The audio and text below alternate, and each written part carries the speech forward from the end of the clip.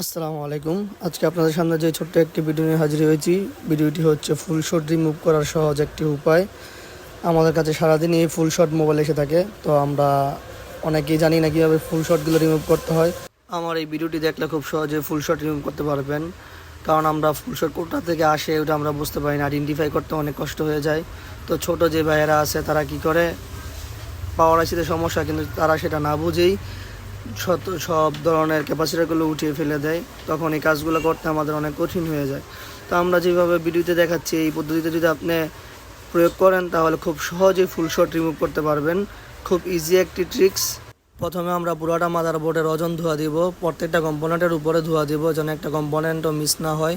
তারপর আমরা আমাদের পাওয়ার সাপ্লাইটাকে শর্ট কিলার মোডে নিয়ে যাওয়ার পরে আমরা পজিটিভ লাইন আর গ্রাউন্ডের লাইন ধরবো। তখনই আমাদের চোখের সামনে খুব সুন্দরভাবে ভেসে উঠবে কোন জায়গাটা শর্ট। আর আমার এই ভিডিওটি শুধু ছোটো ভাইদের জন্য, সিনিয়র ভাইদের জন্য না।